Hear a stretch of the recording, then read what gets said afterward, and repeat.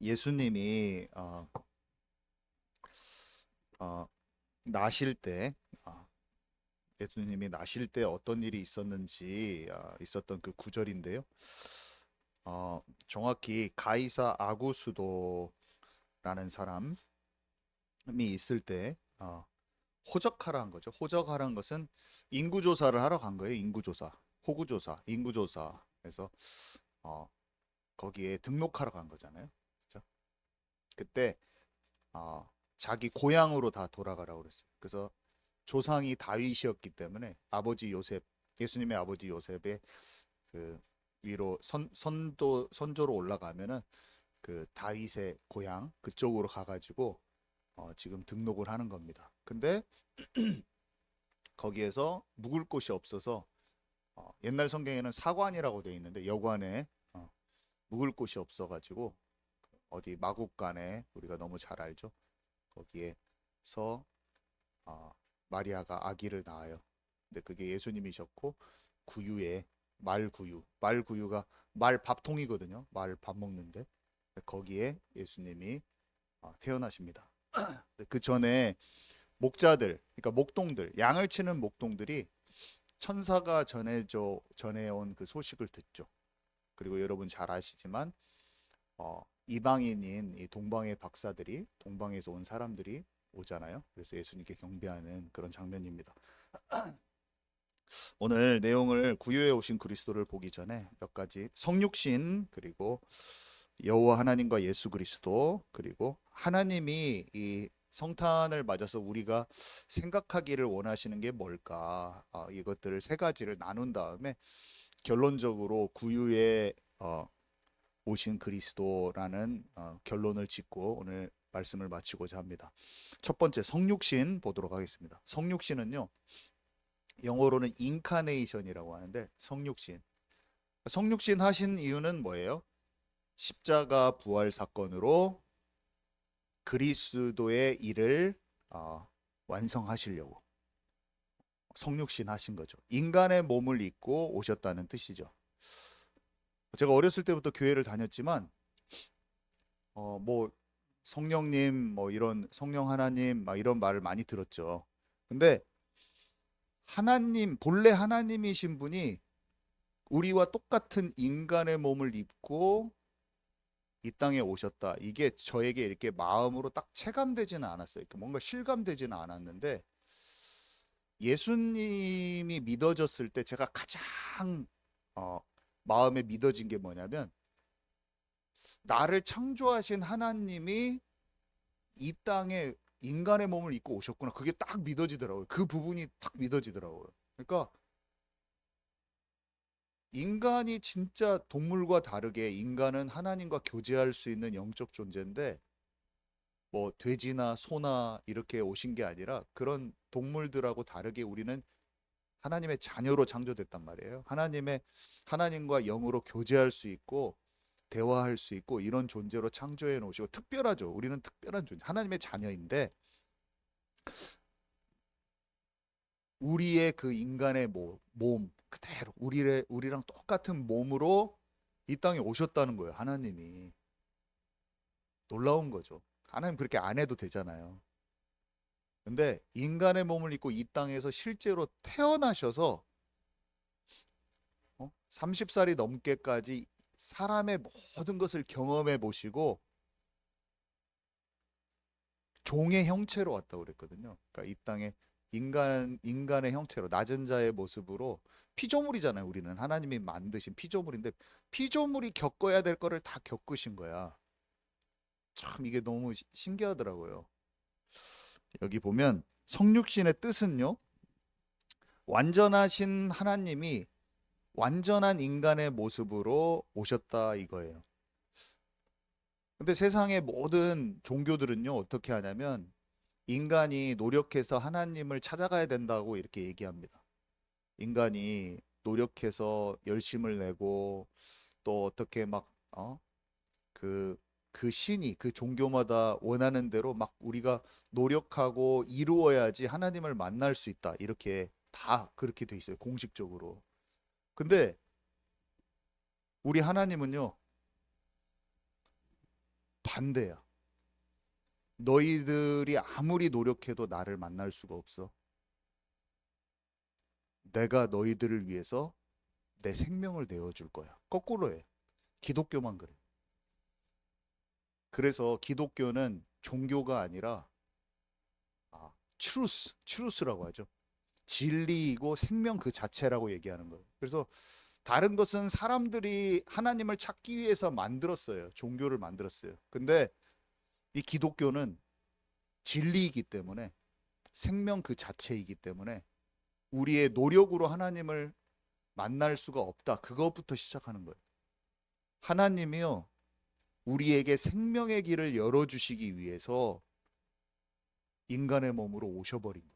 우리에게 찾아오신 거예요. 우리가 막 만나려고 막 공을 들이고 돈을 내고 우리가 막 그분을 높여드리는 게 아니라 우리가 높여드려 가지고 그분이 우리에게 뭔가 잘했어 이제 먹어 이거 이렇게 한 게 아니라 우리는 몰라. 우리가 어떤 상황인지도 몰라. 어떤 어두움에 처해 있는지 몰라. 근데 빛을 비춰주신 거야. 내가 너희를 사랑하여서 이 땅에 인간의 몸을 입고 와. 너희의 모든 죄를 용서하기 위해서 십자가에서 죽으시고 마귀의 권세를 깨뜨리고 생명의 길을 열어놓으셨다고 그랬어요. 그래서 여러분과 제가 진짜 예수님을 믿는다는 게 정말 단순한 게 뭐냐면 모르겠어요. 저는 처음에 이 복음을 들었을 때는 그런 거 같다. 진짜 내 삶이 너무나 힘들었어. 너무 지쳤어. 진짜 답 없어. 이게 어디서 와서 어디로 가냐? 근데 진짜 이 복음이 답인 것 같은 거예요. 처음에 딱 이게 맞는 것 같더라고. 근데 믿음은 들음에서 난다고 이런 조각들 있잖아요. 어렸을 때 들은 거. 구유에 나신 예수님. 파편처럼 성경에 이런 성경의 어떤 지식들이 제가 갖고 있었잖아요. 파편처럼. 역사의 파편처럼 막 옛날에 있었던 일 다윗 얘기 조금 알고 열왕기 얘기 조금 알고 우상 숭배한 사람들이 어떻게 죽었는지 조금 알고 에덴 동생 얘기 조금 알고 미래의 계시록에 있을 일 조금 알고 뭔가 어렸을 때 선생님한테 들었던 많은 얘기들이 제가 성경 지식을 많이 알고 있어서 그런지 이게 쫙 끼어 맞춰지더라고요. 파편들이. 이게 믿음은 들음에서 나는데 들은 게 이미 많았기 때문에 한 번 딱 꿰지니까 구슬이 쫙 깨지듯이 저는 그게 너무나 폭발적으로 그러니까 어렸을 때부터 너무 이게 성경을 많이 들어놔서 한 번 예수가 그리스도라는 사실이 딱 믿어지니까 와 구슬이 다 깨어지는 거야. 예수 그리스도를 통해서 성경이 쫙 꿰어져 버리는 거예요. 그것을 저는 경험을 했어요. 그래서 처음에 예수님 믿어졌을 때 모르겠어. 보통 사람보다 그 응집된 양이 많아서 그랬던지 정보의 양이 많아서 그랬던지 계속 눈물이 나는 거야. 찬양만 부르 찬양 가사가 주옥 같거든요. 사실은 성령의 감동받은 건데 그것을 의미 없이 부르다가 찬양을 하나만 불러도 그냥 그 가사 하나가 전부 다 영감으로 나오는 거예요. 그러니까 내 몸이 주체를 못 하겠더라. 내 몸과 영혼이 주체가 안 됐어 저는. 처음에 믿어졌을 때. 여러분 이 은혜가 우리에게 항상 충만하기를 원합니다. 진짜 충만하기를 원하고 정말 이 첫사랑을 놓치지 않기를 원하고 이렇게 하나님에 대해서 아는 것을 전달할 수 있는 은혜가 진짜 최고로 복된 거거든요. 근데 나는 이런 은혜를 받았고 제가 아침에도 준비하면서 그냥 이런 생각을 하는 거예요. 나에게 이렇게 파편처럼 이런 지식들이 어느 날 그리스도로 관통해서 다 이게 연결돼서 복음의 놀라운 풍성한 비밀로 내게 발견되었듯이 오늘 하나님에 대해서 다 알지 못하는 사람도 있죠. 성경에 대해서 진짜 이 작은 파편 같은 이 오늘의 이 스토리가 가슴에 남게 하여 주옵소서. 이게 어느 날 크고 풍성한 하나님의 나라의 놀라운 비밀과 감사함으로 드러나게 하옵소서. 제 마음속에 그런 기도를 하면서 온 거예요. 그래서 오늘 한 번에 주님이 다 안 알아지더라도 오늘의 말씀이 장차 큰 믿음이 되도록 바라는 소망하는 마음으로 오늘 마음에 담으시기 바랍니다, 여러분. 이것도 어렸을 때부터 다 들은 얘기예요. 이게 어떻게 생명으로 내게 왔는지 너무 감사할 뿐이죠. 성육신이란 이 단어가 제게 너무나 보화와 같이 다가온 그날이 있었다니까요. 아, 인간의 몸을 입고 오셨구나. 하나님이 인간에게 내려와 버리신 거예요. 인간의 수준으로 와 버리신 거예요. 그래서 1번에 2번 보면 주님은요, 인간의 몸을 실제로 입어 보셨기 때문에 인간의 모든 희노애락을 다 아세요. 그냥 내가 니네 알아. 저 멀리서 창조주 되신 분이 나 니네 다 알아. 니네 사랑해. 이렇게 하는 게 아니라 그냥 실제로 인간의 몸을 입고 오셨어. 실제로 나를 경험해 본 거야. 아바타 영화 보면은 그 주인공이 아바타 세계에 들어가서 실제 살아보잖아요. 그러니까 막 그 종족들의 생활 습관이나 그 마인드를 다 이해하잖아요. 여러분 아바타 영화 아세요? 근데 주님이 그냥 내가 알아 그런 게 아니라 실제로 인간의 몸을 입고 예수님은 똥을 싸봤어요. 여러분 아세요? 예수님 오줌도 싸봤어. 예수님은 식구들하고 밥도 같이 먹어보고 목수 어? 집 많은 일, 집 만드는 일도 막 해보고 하다가 망치 손에 딱 껴고 아파 이렇게 해봤을 수도 있어. 주님은 내가 너를 알아 이런 게 아니라 실제로 사람의 마음에 일어나는 게 뭔지 어렸을 때는 어떤 마음이고 커가면서 어떤 생각이 들고 다 아는 거예요. 하나님이신데요. 온전한 인간으로 인간의 그 연약함을 다 경험해 본 거. 감기 걸려갖고 막 아프고 열나서 아프기도 하고 우리를 내가 그냥 너를 안다 이게 아니라 너의 아픔을 진짜 알아. 너의 연약함과 실수를 내가 안다고 했을 때는 진짜로 아시는 겁니다. 여러분 아멘이십니까? 사람의 언어를 사용하셨다는 거예요. 사람의 몸을 입고 실제로 살아보신 분이. 그래서 히브리서 4장 15절 우리 함께 읽어보도록 하겠습니다. 시작. 우리에게 있는 대제사장은 우리의 연약함을 동정하지 못하실 리가 아니요 모든 일에 우리와 똑같이 시험을 받으신 이로되 죄는 없으시니라. 네, 우리의 연약함을 동정하지 못하실 리가 아니요 모든 일을 다 경험하신 분이에요. 그러면서도 우리 인간이 얼마나 이 하나님을 떠난 삶 속에서 고아와 같이 유리방황하고 목자 잃은 양과 같이 창조주 되신 하나님과 관계가 단절된 상태로 얼마나 수고하고 무거운 짐을 지고 살고 또 아유 죽으면 어디로 가지? 인생에 답이 없어서 참 마음이 공고하고 쓸쓸하고 외롭고 내가 이게 돈을 벌어도 왜 이렇게 마음이 공허하지?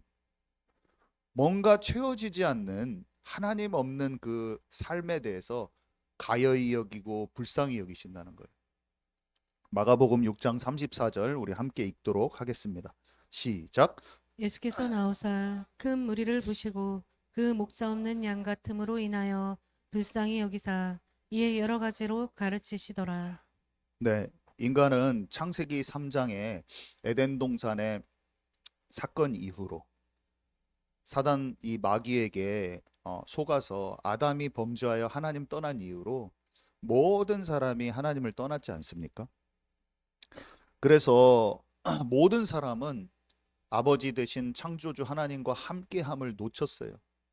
그래서 목자 없는 양과 같이 어? 힘들어요. 모든 사람은 목자 없는 양같이 힘든 상태입니다. 그래서 여러분 자신의 인생의 고난과 또 외로움과 그 너무 자책하지 마세요. 나의 실수도 너무 자책하지 마시고 이것을 고백하기를 원하세요. 내가 하나님 없는 삶이었구나.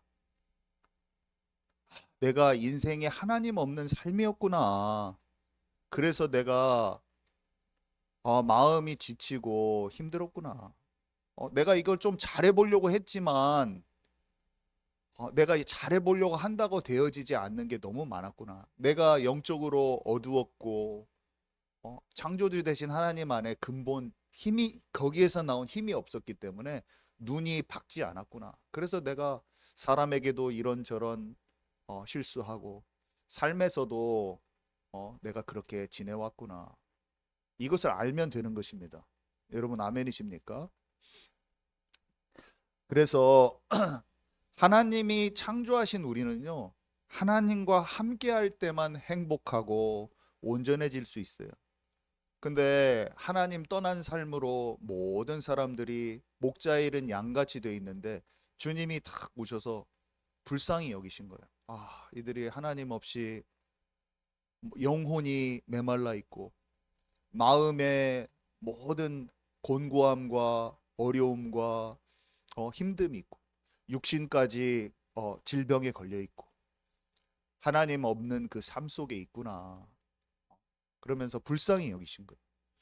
여러분 목자 없는 양은요 스스로 풀을 풀이 좋은 데로 막 찾아가지 못해요. 푸른 초장으로 가지 못해요.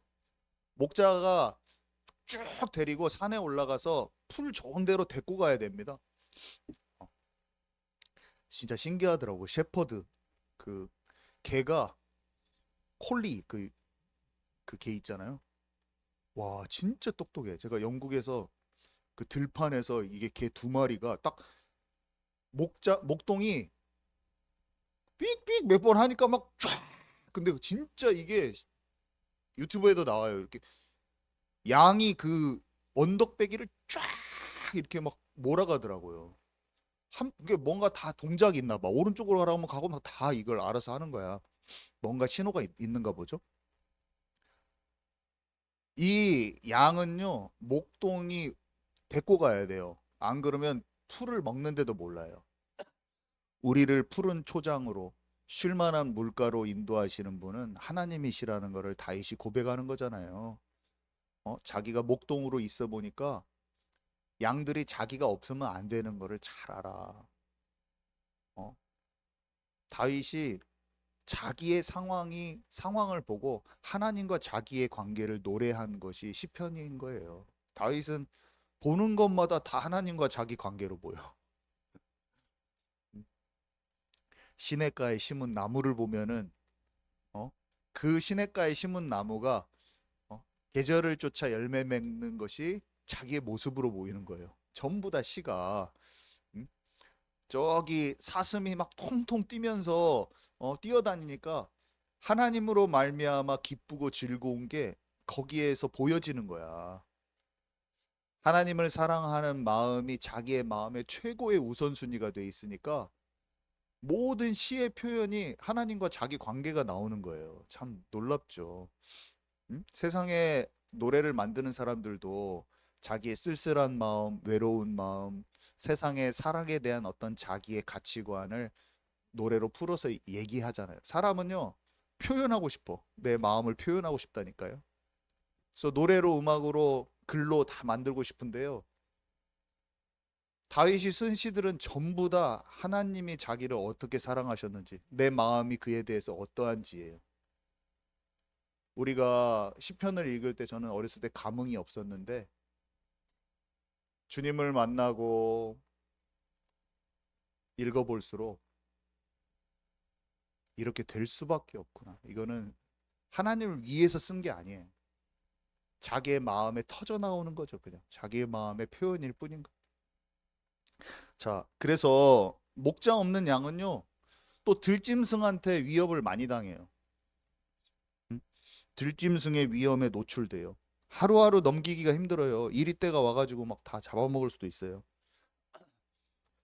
하나님 없는 우리의 삶도 똑같은 거예요. 예수님이 그렇게 표현하셨을 때는 광야에서 풀도 물도 얻지 못하는 목자가 없으면 우리가 어떻게 해야 됩니까?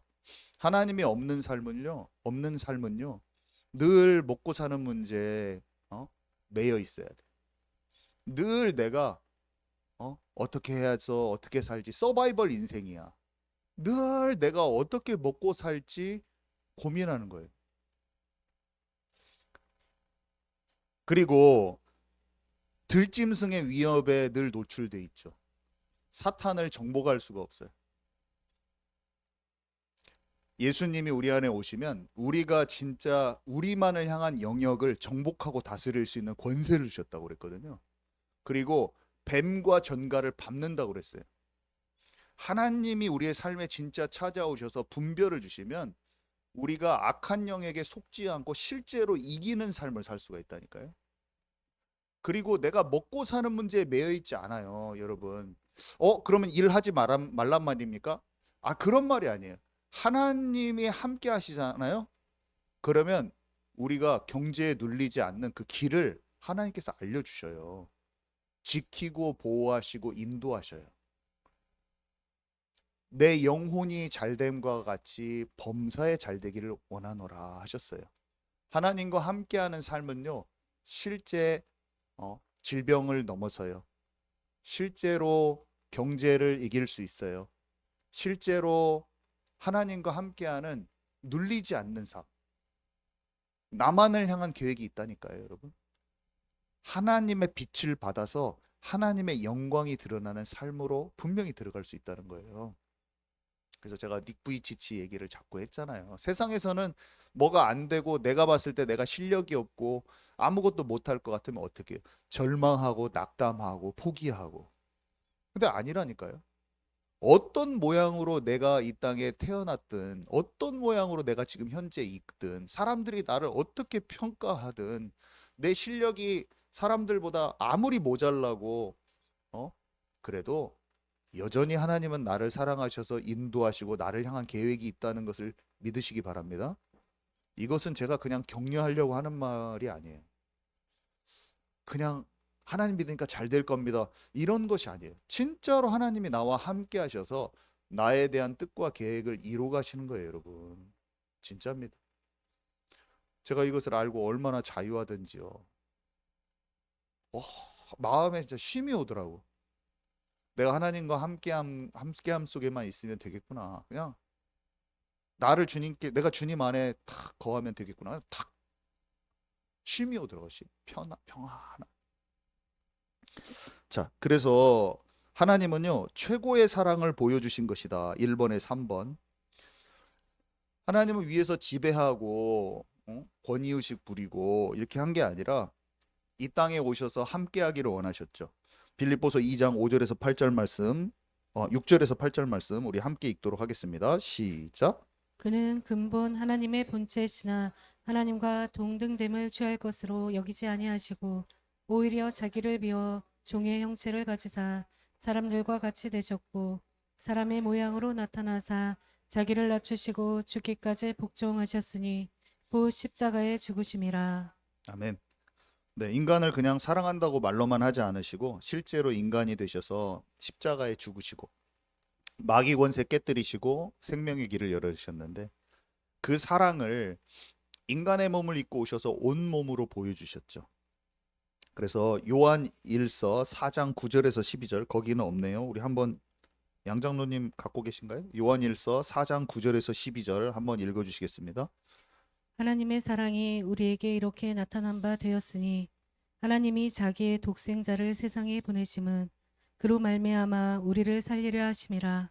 사랑은 여기에 있으니 우리가 하나님을 사랑한 것이 아니요 하나님이 우리를 사랑하사 우리 죄를 속하기 위하여 화목제물로 그 아들을 보내셨음이라. 사랑하는 자들아, 하나님이 이같이 우리를 사랑하셨은즉 우리도 서로 사랑하는 것이 마땅하도다. 어느 때나 하나님을 본 사람이 없으되 만일 우리가 서로 사랑하면 하나님이 우리 안에 거하시고 그의 사랑이 우리 안에 온전히 이루어지느니라. 아멘. 네. 하나님의 사랑은 우리에게 이렇게 나타난 바 되었으니 하나님의 사랑이 어떻게 나타났냐? 자기의 독생자를 세상에 보내셔서 우리를 살리려 하심으로 그렇게 하심으로 하나님의 사랑이 우리에게 나타난 바 됐다고 말씀하고 있습니다. 사랑은 여기 있으니 우리가 하나님을 사랑하는 것이 아니요. 우리는 하나님을 사랑할 수조차 없어요. 그냥 어둠 속에 있는 거예요. 뭔지도 몰라요.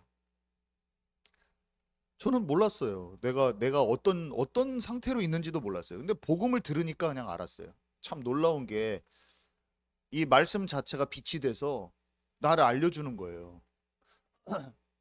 복음이 선포될 때 내 존재 자체가 알아지는 거예요. 빛이 비추어지니까 깜깜한 데서 바퀴벌레가 지나가는 게 안 보이는데 팍 불을 켜니까 파바바박 바퀴벌레가 보였어요. 빛된 하나님의 말씀이 저에게 선포되니까 저는 어떻게 됐냐?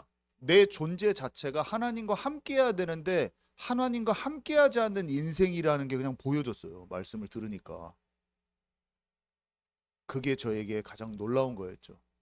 그리고 예수님께서 행하신 그 일을 들으니까 내가 예수님이 너무나 필요하다는 것을 알게 된 거예요. 우리는 하나님을 사랑할 수조차 없어요. 그렇지만 그 사랑할 수조차 없는 상태에서 교회 생활 열심히 하면 여러분 어떻게 되냐면 짐이 됩니다. 짐이 되고 피곤하고. 그러니까 교회 나와서 아직 생명이 없고 예수님에 대해서 알지 못한 사람은 너무 일을 많이 시키면 도망갑니다.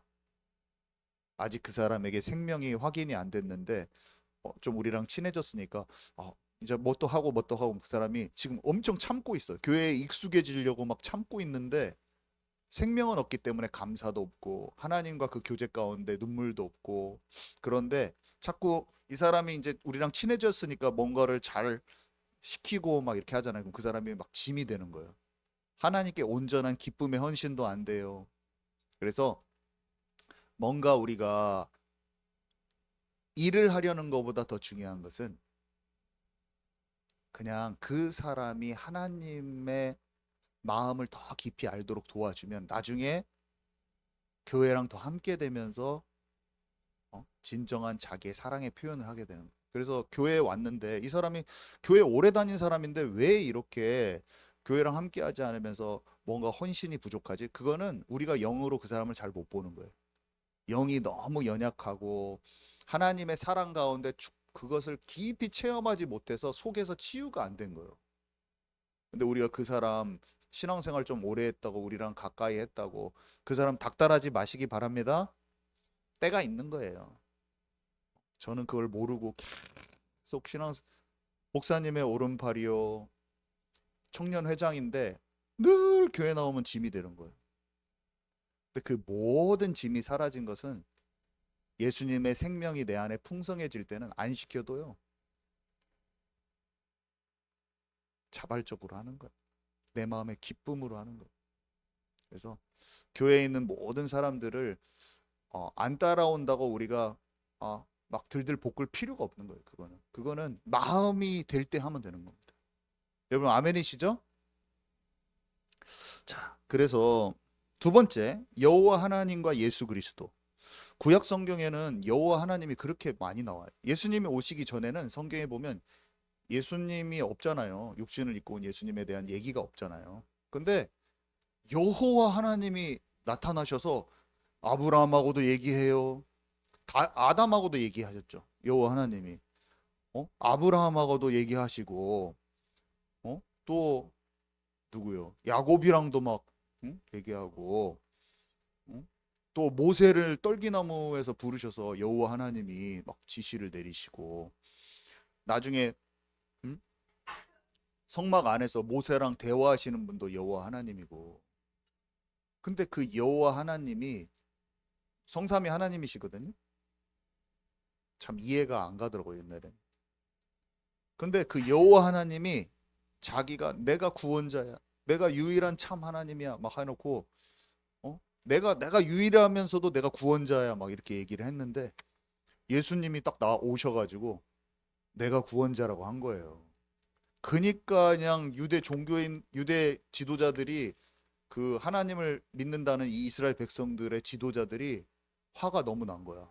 신속 모독죄로 예수님을 죽이잖아요. 네가 하나님이야? 네가 여호와 하나님이야? 하면서 죽인 거예요. 근데 성경이 분명히 말해주고 있죠. 그 여호와 하나님이 예수님인 거예요, 여러분. 아멘이십니까? 놀라운 거죠. 유대인들이 지금도 안 믿고 있잖아요. 예수님 지금 아직 이제 오신다고 생각하는 거예요. 아직도 안 왔다. 그 예수 그리스도는 아니다 이렇게 생각하는 거죠.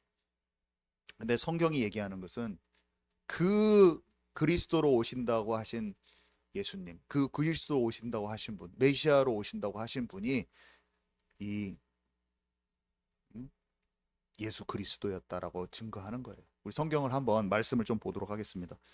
신명기 6장 4절 한번 읽도록 하겠습니다. 시작. 이스라엘아 들으라. 우리 하나님 여호와는 오직 유일한 여호와이시니 네, 이사야 말씀 밑에 읽습니다. 시작. 나 곧 나는 여호와라. 나 외에 구원자가 없느니라. 네, 성경은 분명히 뭐라고 말하냐면 참 하나님은 여호와 한 분뿐이라 말합니다. 이스라엘 주변에 강대국들이 많고 거기에서 막 오만 잡신들이 많았어요. 바알과 아세라를 중심으로 해가지고 몰렉 신도 있었고 그 가나안 땅에 신들이 엄청 많았거든요.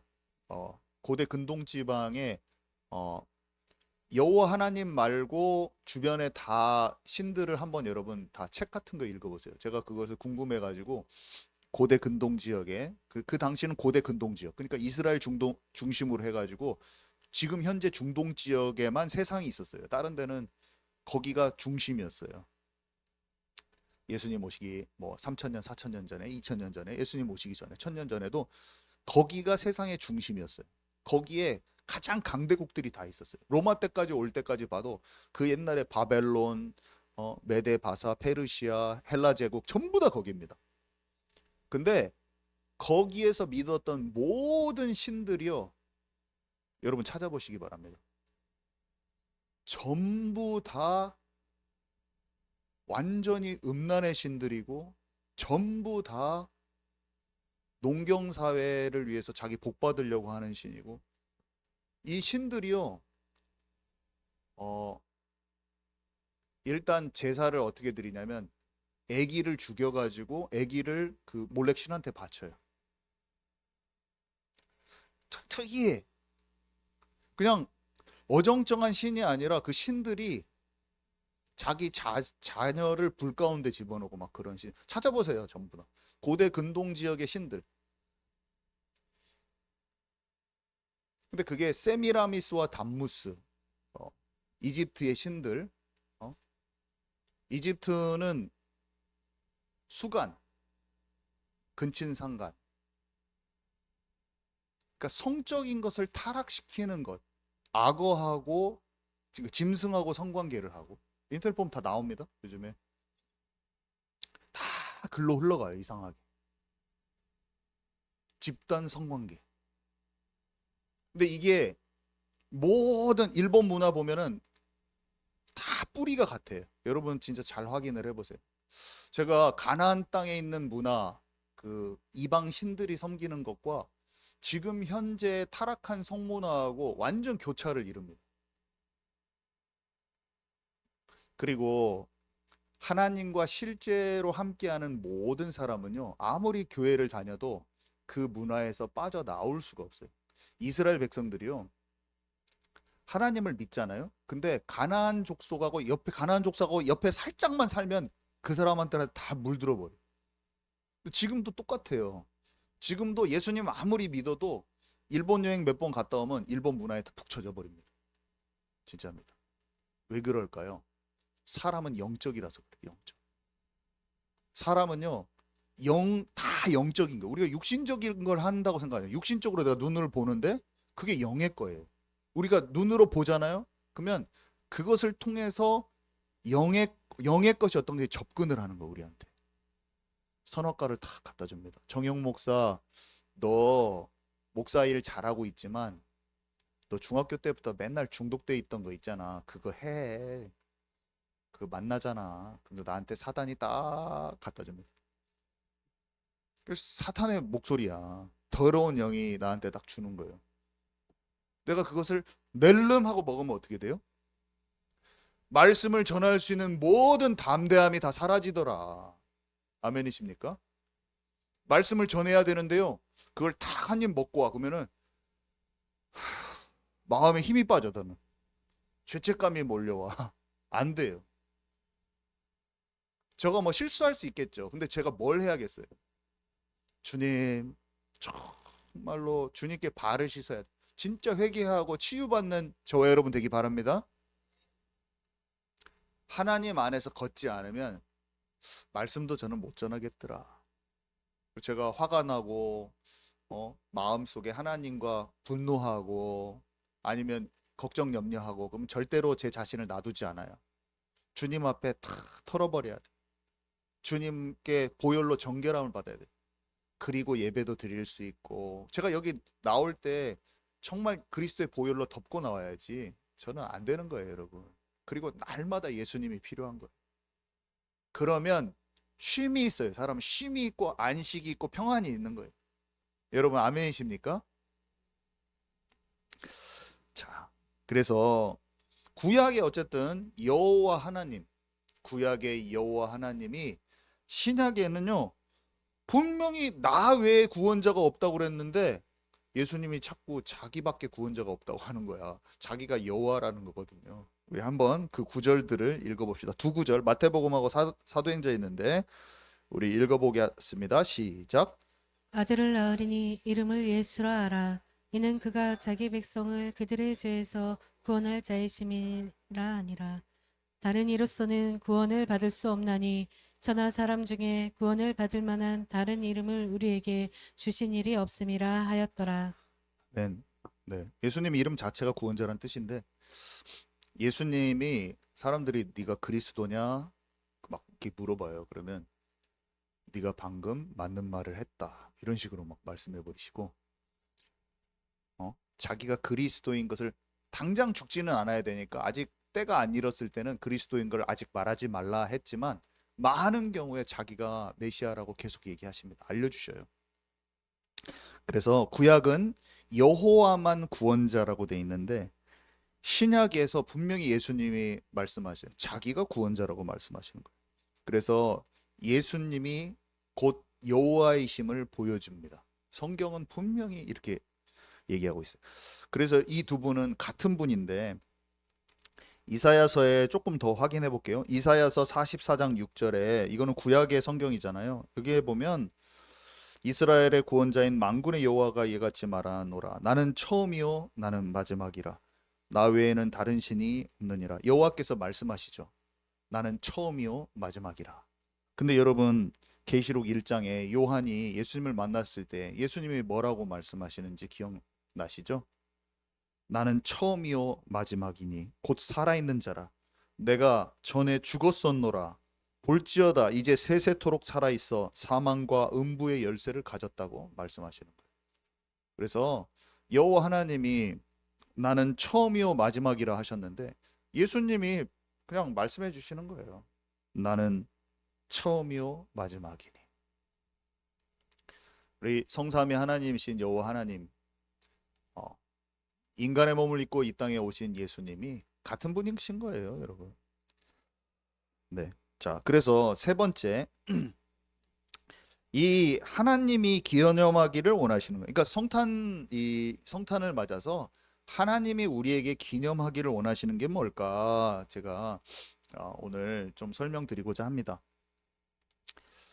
예수님이 탄생을 하셨기 때문에 온 세상이요. 사실은 교회만 그런 게 아니라 온 세상이 12월 25일은 예수님이 탄생하신 생일이라고 하고 또 기독교의 큰 명절로서 이런 성탄절을 지키고 있어요. 근데 우리가 이제 잘 생각해야 될 거는 우리가 뭐 예수님의 탄생을 축하합니다. 이렇게 또 재미있게 말할 수 있다고 생각해요. 너무 막 경직되게 이렇게 할 필요는 없어요. 근데 본래 목적은 예수님의 탄생은요. 우리 안에 새 생명이 탄생한 것 하기 위해서 탄생하신 거잖아요. 그러니까 예수님이 탄생을 우리가 인간적으로 예수님 생일 축하해요 이거보다는 예수님은요. 우리 안에 새 생명이 탄생한 것을 더 감격하게 원하시는 거예요. 왜 그런지 우리가 절기를 통해서도 우리가 저번에 추수감사절 때도 나눴었지만 사실은 하나님은 참 여호와 하나님은 놀라우신 게 정확한 날짜를 지정해서 절기를 지키라고 하신 분이 하나님. 유월절, 오순절, 수장절이 얼마나 정확한 날짜냐면 날짜를 그냥 몇 월 며칠 정해져 있어요.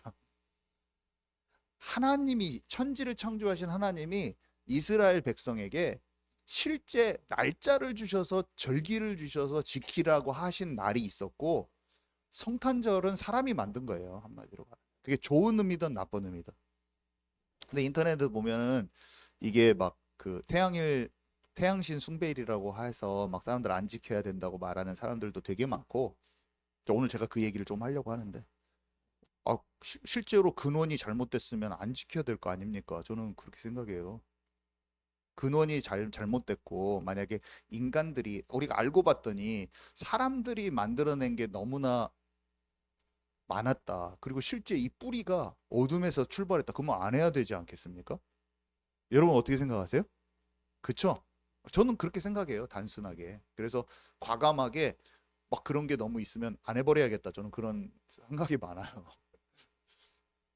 오늘 그 얘기를 좀 할 건데. 왜 그러냐면 성경대로 해야지. 성경대로 하지 않으면 잘못된 것을 분위기에 휩쓸려 가면 또 안 되잖아요. 그죠? 그래서 어쨌든 성경은요. 확실히 하고자 하는 것은 예수님의 나신 날을 감춰두셨어요.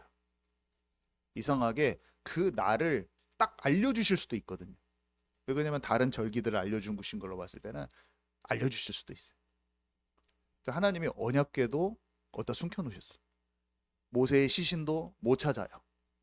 뭔가 하나님이 나신 날 자체가 중요하지 않다는 걸 알 수 있어요. 자꾸 초점이 나신 나를 모른다고 구원 못 받는 게 아니에요, 여러분. 그래서 인간들에게 예수님 나신 날을 정해서 그 날을 기념해라 축하하라고 하나님은 말씀하시지는 않으셨다라는 걸 오늘 알고자 합니다. 여러분 아멘이시죠? 네, 오해 없이 잘 받으시기 바랍니다. 이 일을 축제일이 되라고 하신 적은 없어요. 그러면 그 목사님 세상 교회들 다 지키는데 좋은 게 좋다고 다 같이 다 따라가면 되지 뭘 그렇게 따집니까?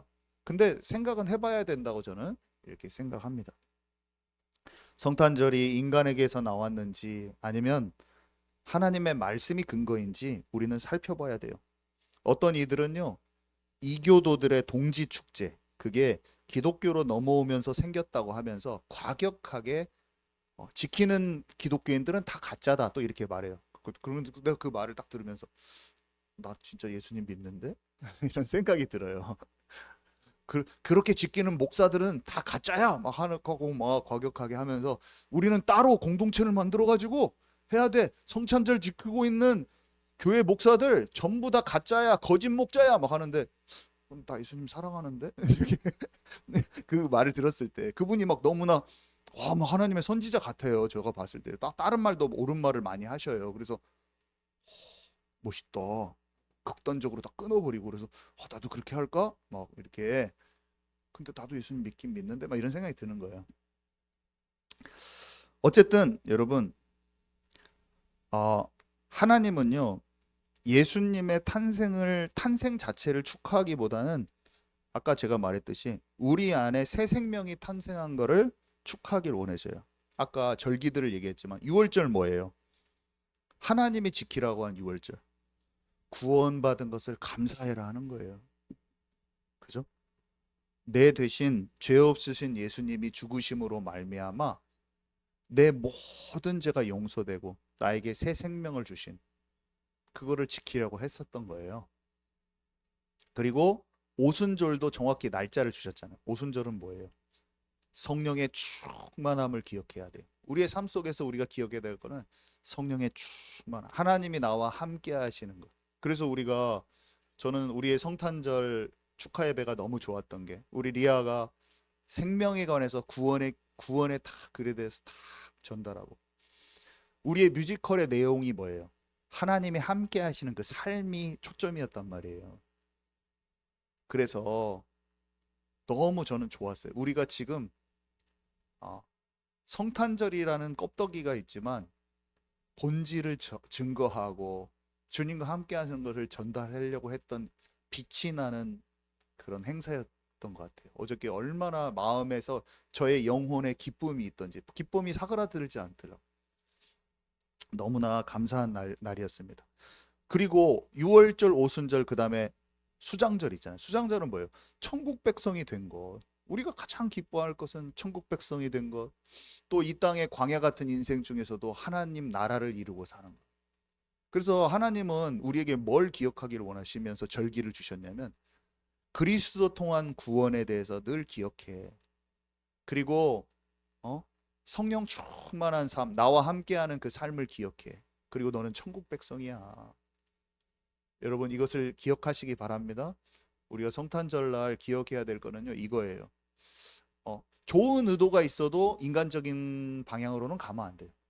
좋고 축복되고 기쁜 것이 있어도 그게 세상 분위기 수준에서만 머물면 안 돼요. 기쁜 것은 기쁜 것이지만 선물을 나눠주고도 다 좋은 것이지만 본질을 놓친다면은 진정한 우리의 영혼의 만족감은 또 사그라들 겁니다.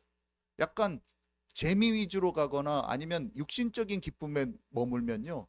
우리를 구원하신 영혼에 대한 참 영생에 관한 그 근본적인 만족감과 즐거움이 사그라들 겁니다. 그래서 사실은 성경은 날에는 의미가 없다고 말씀하고 있어요. 갈라디아서 4장 9절에서 10절 읽겠습니다. 시작. 이제는 너희가 하나님을 알 뿐 아니라 더욱이 하나님이 아신 바 되었거늘 어찌하여 다시 약하고 천박한 초등학문으로 돌아가서 다시 그들에게 종로로 타려 하느냐. 너희가 날과 달과 절기와 해를 삼가 지키니.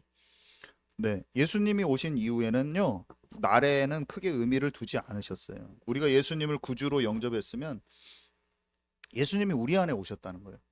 우리 안에 오셔서 우리는 예수님으로 사는 믿음으로 날마다 자라는 그것을 경험하고 있어요.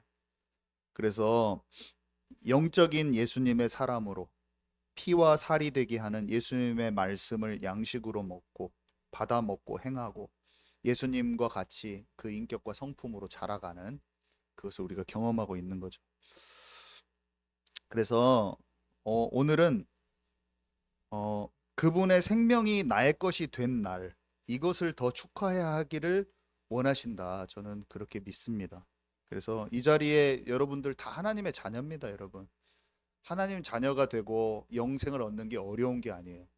아, 내가 하나님 없는 삶 속에 있어서 참 수고하고 무거운 짐을 지고 내 영혼육이 많이 무너졌고 내가 눌린 부분이 참 많았구나. 하나님을 내가 몰랐구나. 하나님 없는 삶을 완전히 없애버리고 생명의 길을 열으시기 위해서 하나님 그분이 인간 몸을 입고 오셔서 실제로 나를 위해서 죽으심으로 모든 사랑을 표현해 주셨구나.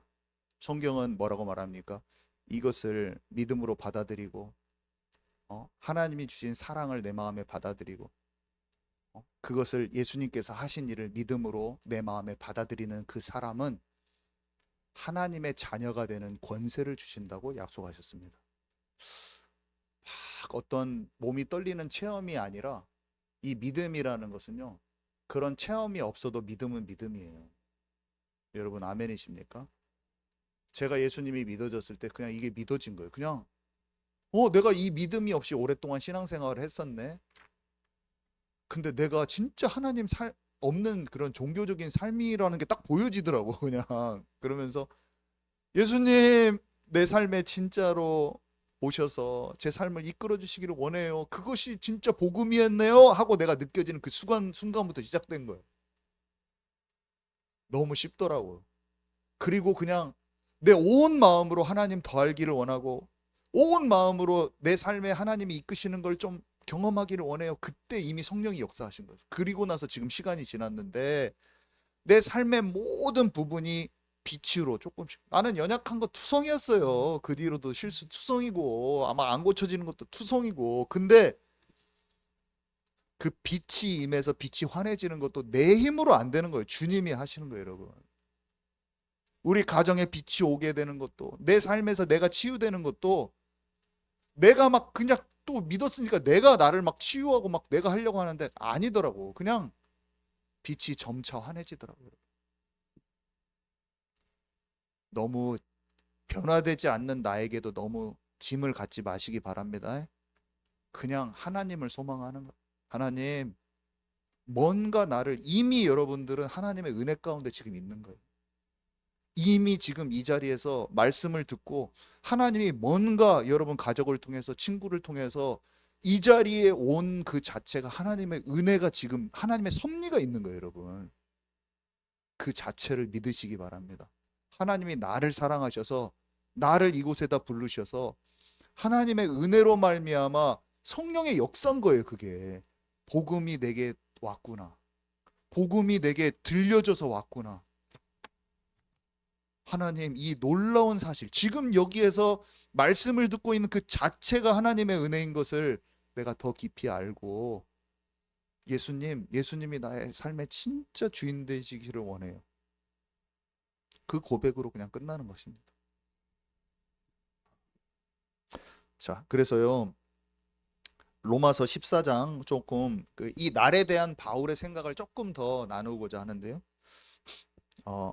우리 양장로님이 나중에 로마서 14장 한번 읽어보세요. 현대어로 쉽게 좀 읽어보도록 하겠습니다. 시작. 여러분의 동료가 되기를 원하는 형제가 있거든 그의 믿음이 약하더라도 따뜻히 맞이하십시오. 옳고 그른 일에 대해 서로 의견이 다르다고 해서 비판해서는 안 됩니다. 어떤 사람들은 그리스도인도 하나님께서 예배드리는 특별한 날인 유대교의 명절을 지켜야 한다고 주장합니다. 그러나 또 어떤 사람들은 어느 날이나 하나님께 속해 있기 때문에 그렇게 성가시게 만드는 것은 잘못되고 어리석은 짓이라고 말합니다. 이런 따위의 문제는 각자 자기가 결정할 일입니다. 만일 누가 주께 예배드리는 특별한 날을 정해 놓았는데 그것이 주께 영광을 돌리기 위해서라면 나쁠 게 없습니다. 우리에게는 형제들을 비판하거나 업신여길 권리가 없습니다.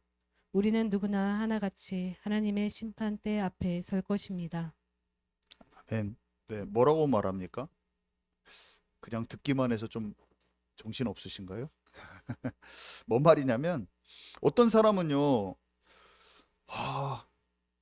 예수님 믿어졌지만 유대인들이 지켰던 그 하나님이 주신 절기들 그거 막 다 지켜야 됩니다. 그거 너무 중요하니까요. 이렇게 말한대요. 그리고 어떤 사람은요, 어, 그렇게 어떤 날이나 하나님께 속했기 때문에 그거 다 지키는 게 중요한 게 아니에요. 그거는 성가시게 만들어요. 사람들을 너무나 절기에만 이렇게 지키게 만든다는 거예요. 근데 어떤 사람들은요, 주님께 영광을 돌리기 위해서 하기 때문에 이방인도 이런 절기를 좀 기억하면서 지켜도 된다고 하는 거예요. 지금 이해 가시죠? 제 말이 설명이 좀 그러니까 어떤 사람은 좋은 의미로 지키면 지켜도 되는 거고 어떤 사람은 그거 날이 중요하지 않으니까 지키지 말라는 거예요. 근데 바울은 뭐라고 설명하냐면 그 둘 다 하나님을 사랑하는 마음에서 출발한 거 아닙니까? 지키지 말자는 사람은 너무 종교적이 되면 안 되니까 지키지 말자는 거고 지키자고 하는 사람은 의미를 잘 기억해서 그것을 잘 우리 마음에 담기 위해서 지키자고 하는 것이지 않습니까? 서로 믿는 사람들끼리 비판하지 말고 좋은 방향으로 해야 되지 않겠습니까? 라고 바울이 얘기하는 거예요. 여러분 아멘이십니까? 극단으로 가면 서로 자꾸 기준을 정해놓고 미워하는 거야. 주님이 원하신 건 뭘까?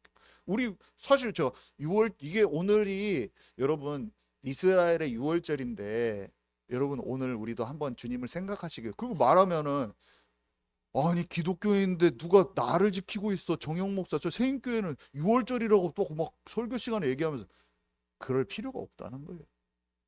제가 오늘은 6월절이니까 우리 6월절에 이스라엘 사람들은 어떻게 밥 먹는지 한번 재현해 볼까요? 막 하면서 막 무교병을 제가 나눠줬다고 그러고 저 교회는 그냥 6월 하나님의 교회 같이 막 6월절 지킨다고 하고 막 아니 막 뭐 이렇게 되는 게 그 의도가 뭐냐는 거예요. 중심이 하나님 그리스도의 심판대 앞에 가면 다 드러나게 돼 있어요. 그 중심이 어떠했는지 종교적으로 하려고 했는지 아니면 어땠는지 여러분 이해 가십니까? 자유하시기 바랍니다. 너무 극단은요 항상 오류를 만들어. 막 뭔가 딱 하나님을 위해서 딱 이렇게 해야 돼 할 때 거기서 이상한 게 딱 나와버리는. 우리 분리시켜 버리고. 그래서 주께 영광을 돌리기 위해서 우리의 마음 속에 어떤 것을 중심으로 했느냐. 우리가 성탄의 참된 의미를 알고 그리스도께 진정한 감사를 드리게 된다면 무엇이 나쁘단 말입니까? 라고 바울이 얘기하는 것 같아요. 저는 이 성경 구절을 읽었을 때는.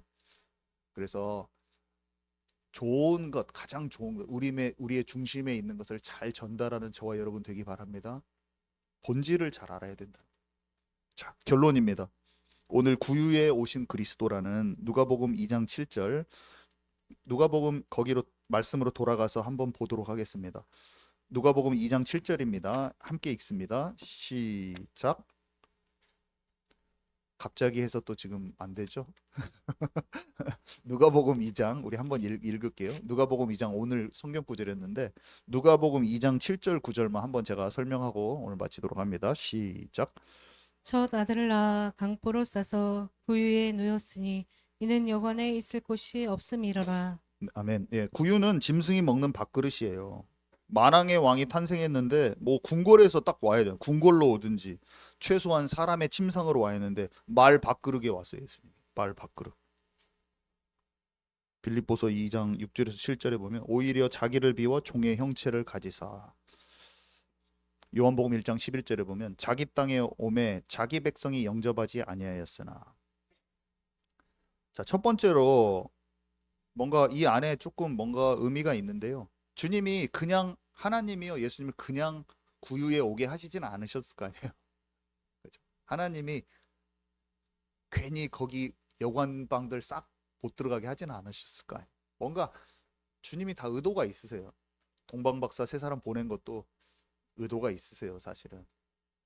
근데 저는 이 생각이 나더라고요. 자기 땅에 오매 자기 백성이 영접하지 않았다고 하는 것과 교차가 되더라고요. 그러니까 여관에 있을 곳이 없어 구유에 누웠다는 것은 뭔가 환영받지 못하는 모습이 드러나요. 뭔가 환영받지 못해. 사람들이 있을 곳에도 사람들이 다 있을 수가 있잖아요. 거기 가서 어디 여관에라도. 근데 사람들이 있을 장소에 있지 못하게 그런 모습으로 다 태어나셨어요. 그죠? 그래서 단순히 방이 없는 게 아니라 세상이 이 하나님을 받아들일 자리가 없는 모습과 뭔가 교차되는 게 느껴집니다. 예수님은요, 오실 때부터 환영받지 못한 모습이었어요. 요한복음에 보면 빛이 비추되 어둠이 깨닫지 못하더라. 예수님이 오셨는데요, 사람들 마음에 들어갈 자리가 없다고 그랬어요. 자, 두 번째, 구유에 오신 그리스도는 모든 사람에게 열린 구원을 뜻한다고도 볼 수 있어요. 궁궐이나 성전에 오셨다면 특정 높은 계층, 종교 엘리트 중심 뭐 이렇게 생각할 수도 있어요. 근데 마국간이라는 곳은 어떤 곳입니까? 누구나 접근이 가능한 곳이에요. 예수님을 첫 번째 본 사람이요, 제사장도 아니었어요. 율법사도 아니었어요. 그냥 들에 있는 목동들이었어요. 구원이 여러분 누구의 것입니까? 높은 지위에 있는 사람들의 것입니까? 구원은요, 가난한 자, 밀련한 자, 죄인들, 약자들 포함해서 모든 사람에게 열린 것이 구원인 것이에요. 자, 세 번째. 구유는 어떤 곳이죠? 아까 밥통이라고 그랬네. 밥통. 먹이통. 먹이통인데 예수님이 우리에게 무엇으로 오셨죠, 여러분? 생명의 떡으로 오셨잖아요. 밥으로 오셨잖아요. 브레드. 밥이에요. 우리에게 영의 참된 만족을 보고 영생하게 하는 밥은요, 예수님인 거예요. 그래서 이 짐승의 밥통은요, 비어 있고 초라하고 냄새나는 곳이에요. 예수님은 깨끗한 곳, 준비된 곳, 완벽한 곳에만 오시지 않으세요. 예수님은 어디에 오십니까? 눌린 인생, 실패한 인생, 답 없는 인생, 지친 인생, 무너진 또 신앙, 믿었는데요, 뭔가 놓쳐버린 무너진 신앙, 또 지난날의 실수와 자책감으로 인간들은 다 죄책감이 있거든요, 여러분. 오늘 지난날의 모든 수고하고 지친 인생, 내가 이런 것 저런 거 잘못했지 않았나 후회하는 인생이 여러분들에게 있다면 오늘 자유함을 얻으시기 바랍니다. 왜냐하면 우리가 하나님을 몰랐기 때문에 내가 버벅버벅 되면서 인생 한번 잘 살아보려고 노력했지만 나의 노력으로는 온전하게 될 수 없다는 것을 인정해야 돼요, 여러분. 하나님 없는 삶 속에서 지쳤구나. 수고하고 무거운 짐진 자들아 다 내게로 오라고 하신 주님의 말씀 안으로 들어가시기 바랍니다. 주님은 말씀하시는 거예요. 네가 지치고 힘들고 답 없을 때 그 상태 때 그냥 내가 너희에게 온 것이다. 요한복음 6장 35절 나는 생명의 떡이니 나에게 오는 자는 결코 줄이지 아니할 것이다. 인간의 참된 굶주림은요, 돈과 성공과 명예가 없어서 그런 게 아니에요. 사람의 위로도 아니에요. 인정받는 것도 아니에요. 태어난 이 어린 아이가, 오늘 본문의 말씀 그 구절이 뭐냐면, 이 태어난 이 어린 아기 예수가 너희를 살릴 영생하는 양식이라는 뜻이에요. 그 구유에 말 밥통에 있는 그 아기가 생명의 떡이라는 거예요. 우리의 영혼의 목마름과 영혼의 갈급함을 진정으로 채워줄 수 있는 생명의 떡이라는 거예요. 네, 오늘 여기까지입니다. 기도하고 마치도록 하겠습니다. 하나님,